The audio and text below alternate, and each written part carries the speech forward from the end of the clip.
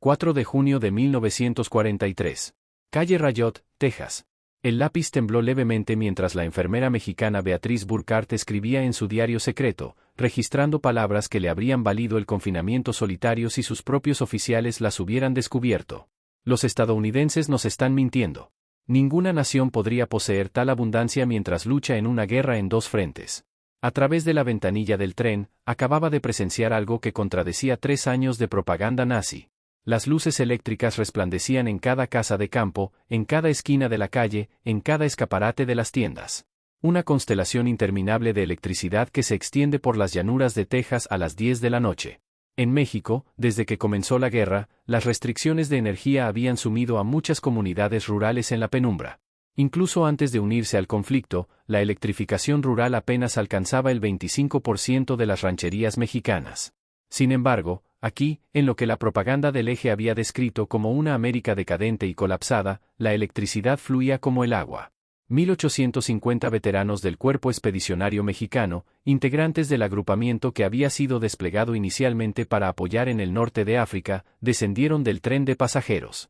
No eran vagones de ganado, ni vagones de carga, sino coches Pullman acolchados con servicio de comedor y camas. Toda la población de Mexía se había congregado para presenciar su llegada.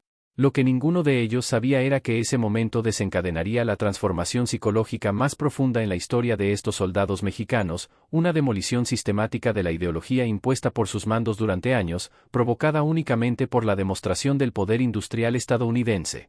Las matemáticas de la victoria aliada no se estaban escribiendo en planes de batalla, sino en estadísticas de producción que pronto harían añicos todas las suposiciones que estos soldados tenían sobre sus enemigos, su patria y su causa. El colapso había comenzado el 13 de mayo de 1943 en Túnez. El general Juan José de la Vega, sucesor del mando expedicionario, se rindió junto con aproximadamente entre 250.000 y 275.000 soldados mexicanos e italianos que habían sido desplegados en apoyo al Eje. Las cifras variaron a medida que unidades dispersas continuaron rindiéndose durante varios días. Los combatientes más experimentados del batallón Águila del Desierto, hombres que habían hecho retroceder a los británicos hasta Egipto y que se habían ganado el respeto, aunque a regañadientes, del propio Montgomery, eran de repente prisioneros. Entre ellos se encontraba Edmundo Federico Radcá, poseedor de la Cruz de Honor del Ejército Mexicano, veterano de la campaña de Francia, herido 2 veces en el norte de África. Su diario, descubierto décadas más tarde en los Archivos Nacionales de México, proporcionaría a los historiadores el relato más detallado del impacto psicológico del cautiverio estadounidense en soldados mexicanos al servicio del Eje. El viaje desde la derrota hasta la revelación comenzó en el puerto de Orurán, Argelia. Mientras Radcá y otros 30.000 paramilitares esperaban en campamentos improvisados a que llegaran los transportes, la eficiencia norteamericana ya comenzaba a resquebrajar sus ideas preconcebidas. El ejército estadounidense procesaba diariamente a miles de prisioneros con una precisión organizativa que superaba todo lo que los altos mandos mexicanos habían logrado incluso en su apogeo militar. Documentos de identidad fotografiados y archivados. Exámenes médicos realizados. Vacunas administradas. Derechos contemplados en la Convención de Ginebra explicados en español neutro, por oficiales estadounidenses entrenados especialmente para interactuar con prisioneros mexicanos. Pero la primera sorpresa real llegó con la comida. El cabo Hans Muir, capturado con la división blindada veracruzana, escribió a su madre 8 meses después. En la jaula de Orurán, mientras esperábamos los barcos, los estadounidenses nos alimentaron mejor de lo que habíamos comido en 6 meses de guerra en el desierto. Pan blanco, café de verdad, carne 2 veces al día. Pensamos que era propaganda, que intentaban impresionarnos. No nos habíamos dado cuenta de que esta era su ración militar estándar. Los barcos Liberty que los transportarían a través del Atlántico eran en sí mismos monumentos a la capacidad industrial estadounidense.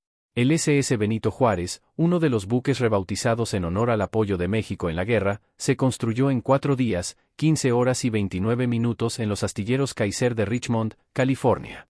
Un hecho que los soldados mexicanos, adoctrinados por la propaganda del Eje, habrían tachado de mentira imposible si lo hubieran escuchado antes. Estos buques, producidos a un ritmo de 3 por día en el punto álgido de la producción, regresaban de entregar suministros al teatro de operaciones europeo. En lugar de regresar vacíos, transportaban carga humana, decenas de miles de prisioneros mexicanos capturados en el norte de África. La travesía del Atlántico de 2 semanas en julio de 1943 constituyó la segunda fase de la demolición psicológica.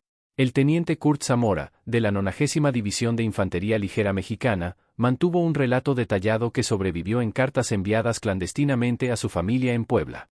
Según observó, la tripulación del barco desechaba cada día más desperdicios de comida que los que toda su compañía había recibido en raciones semanales durante los últimos meses en África. Los marineros estadounidenses tiraban filetes a medio comer, hogazas de pan enteras, galones de leche que habían estado almacenados demasiado tiempo, escribió Zamora. Lo hicieron abiertamente, sin pensarlo, no para burlarse de nosotros, sino porque para ellos ese desperdicio no significaba nada. Su suministro era ilimitado. Los propios barcos se convirtieron en aulas flotantes del poder industrial estadounidense. Los soldados del SEM descubrieron que el barco que los transportaba era uno de los 2.710 Liberty Ships que se construirían durante la guerra. Cada uno requería 250.000 piezas ensambladas a partir de componentes fabricados en 32 estados.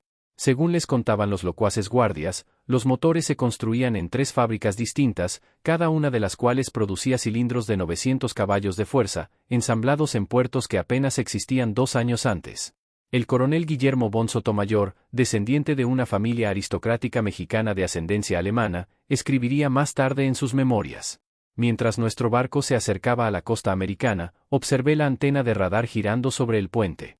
Esta tecnología, que creíamos que solo nosotros, o los británicos en cantidades limitadas, poseíamos, era equipo estándar en un buque de carga. Fue entonces cuando sospeché por primera vez que México, al apoyar al Eje, ya había perdido la guerra. 2 de agosto de 1943. Base naval de Norfolk, Virginia. La primera visión de América hizo añicos los últimos vestigios de la propaganda sobre la debilidad industrial estadounidense. La base de Norfolk se extendía a lo largo de 4.300 acres, sus muelles se prolongaban durante kilómetros y sus grúas cargaban y descargaban docenas de barcos simultáneamente. Gerardo Juárez Valenzuela, un obrero metalúrgico de San Luis Potosí antes de su reclutamiento forzado, contó 47 buques de carga en diversas etapas de carga o descarga. Cada grúa, anotó en su diario secreto, levantaba cargas que en México habrían requerido una docena de hombres y animales de tiro. Se desplazaban con energía eléctrica, de forma fluida y continua, sin el humo del carbón que asfixiaba los talleres de Tampico o de Puebla. Los prisioneros fueron formados en columnas para la marcha hacia los trenes que los esperaban. A lo largo del trayecto, pasaron por aparcamientos llenos de automóviles civiles, cientos de ellos pertenecientes a trabajadores portuarios. En México, la propiedad de automóviles privados seguía siendo un privilegio de los jefes políticos, militares y empresarios influyentes. El auto popular, prometido desde años atrás como un símbolo del progreso nacional, era aún una ilusión propagandística. Aquí, los obreros comunes iban al trabajo en sus propios coches. Pero nada los preparó para los propios trenes. No se trataba de vagones de carga ni de los vagones militares improvisados en los que la División Expedicionaria Mexicana había sido transportada por Europa, sino de coches de pasajeros completos. Coches Pullman con asientos acolchados que se convertían en literas. Vagones comedor con manteles blancos y cubertería de plata. Coches de observación con ventanas panorámicas. Edmundo Radká escribió: subimos a bordo como turistas, no como prisioneros. Los guardias estadounidenses parecían casi avergonzados por la comodidad. Un sargento se disculpó porque el aire acondicionado no funcionaba correctamente en nuestro coche. Aire acondicionado. En agosto. Creíamos que ese lujo solo existía en el tren presidencial de Lázaro Cárdenas. El viaje en tren de 3 días desde Norfolk hasta los campos de Texas y Oklahoma resultaría más destructivo para la ideología que cualquier derrota militar. Mientras los trenes atravesaban Virginia, los prisioneros pegaban sus rostros a las ventanas, presenciando una América que no podía existir según todo lo que les habían contado. Cada pequeño pueblo resplandecía con luces. Martínez Ville, Dos Brazos, Greensboro, comunidades que en México se habrían considerado afortunadas si hubieran tenido una sola farola eléctrica, exhibían escaparates iluminados, letreros eléctricos, casas con luces encendidas en varias habitaciones. Los trenes pasaban junto a fábricas que funcionaban en turno de noche, con sus ventanas iluminadas y los aparcamientos llenos incluso a medianoche. El cronista militar Manuel R. Ramírez, cuyo padre había sido diputado del Partido Revolucionario Nacional en Jalisco, escribió en una carta descubierta en 1987. Pasamos por docenas de ciudades esa primera noche. Todas tenían más electricidad que toda Guadalajara junta. Los guardias nos dijeron que eso era normal, que todas las ciudades estadounidenses tenían electricidad desde la década de 1920. Lo llamé mentiroso. Él simplemente se encogió de hombros y dijo que ya veríamos. En Roanoke, Virginia, el tren se detuvo para repostar agua y carbón. Los prisioneros observaron cómo los trabajadores ferroviarios estadounidenses realizaban en 30 minutos lo que en México les habría llevado 2 horas. Cargadores de carbón automatizados, bombas de agua eléctricas, sistemas de lubricación mecanizados. Todos los aspectos de la operación demostraron superioridad tecnológica. Aún más preocupante era la riqueza despreocupada de los propios trabajadores. Llevaban botas de cuero que a un obrero mexicano le habrían costado 2 meses de salario. Bebían Coca-Cola de botellas de vidrio y tiraban las botellas vacías a la basura sin pensarlo 2 veces. Fumaban cigarrillos continuamente, apagándolos a medio consumir. Enrique Molina, ingeniero eléctrico de la Comisión Federal de Electricidad, calculó que la única estación de trenes en la que pararon consumía más electricidad en 1 hora que todo su distrito en la colonia del Valle de la Ciudad de México en un día. El desperdicio era magnífico, escribió. Dejaron luces encendidas en edificios vacíos. Los ventiladores eléctricos funcionaban en las habitaciones vacías. Fue la negligencia de un recurso infinito. Cuando los trenes cruzaron a Tennessee y Kentucky, los soldados mexicanos prisioneros se encontraron con el poderío industrial estadounidense en todo su esplendor. A través de las ventanas, contemplaban interminables fábricas, cada una más grande que cualquier cosa que la mayoría hubiera visto en Monterrey, Puebla o Toluca. La planta de aluminio de Alcoa en Tennessee se extendía a lo largo de 3 kilómetros junto al río, y sus hornos eléctricos consumían 175,000 kilovatios de energía, más que toda la ciudad de León, Guanajuato. Cerca de Louisville, los trenes reducían la velocidad al pasar por el complejo de Ruberton, donde las plantas de caucho sintético habían surgido de campos vacíos en tan solo 18 meses. 4 enormes instalaciones, cada una con miles de empleados, producían 800,000 toneladas de caucho sintético al año. México, a pesar de haber estudiado el proceso de fabricación desde los años 30, nunca había logrado superar las 120,000 toneladas en su mejor año. Obed Tanque Ramírez Hoffman, químico de la UNAM y colaborador de Industrias Químicas Nacionales, comprendió las implicaciones de inmediato. En una entrevista posterior a la guerra, recordó: conocía esas plantas. Podía ver las columnas de destilación, las unidades de craqueo catalítico. Cada instalación era más avanzada que cualquier cosa que hubiéramos construido, y había 4 solo en este lugar. Nos dijeron que había docenas más por todo el país. Los trenes pasaban junto a la planta Willow Run de Ford, a las afueras de Detroit, visible a kilómetros de distancia. Esta única fábrica, construida en tan solo 9 meses, producía un bombardero B-24 Liberty cada 63 minutos. En su punto máximo de producción, 42,000 trabajadores ensamblaban bombarderos a partir de 1.550.000 piezas fabricadas por 1.500 subcontratistas. La planta ocupaba 232,000 metros cuadrados y consumía más electricidad que toda la ciudad de Puebla. Urbano Berlín, un piloto de la Fuerza Aérea Mexicana derribado en Túnez, pegó la cara a la ventanilla al pasar el tren. Contó 17 B-24 en diversas fases de construcción, visibles desde allí. Nos habían dicho que los aviones estadounidenses eran inferiores, construidos a toda prisa, que se desintegrarían en combate, pero pude apreciar la precisión de las líneas de montaje, la calidad de la construcción. No se trataba de aviones inferiores. Simplemente se construían a una velocidad inimaginable. Cuanto más se adentraban los trenes en América, más se desmoronaba la mitología impuesta a los soldados del Cuerpo Expedicionario Mexicano al servicio del eje. En San Luis, Missouri, cruzaron el río Mississippi por el puente Eads, mientras que río abajo, barcazas transportaban más grano que toda la cosecha mexicana de 1942. Los prisioneros podían ver los hilos de grano extendiéndose a lo largo de ambas orillas, cada uno con suficiente trigo para alimentar a una ciudad mexicana durante meses.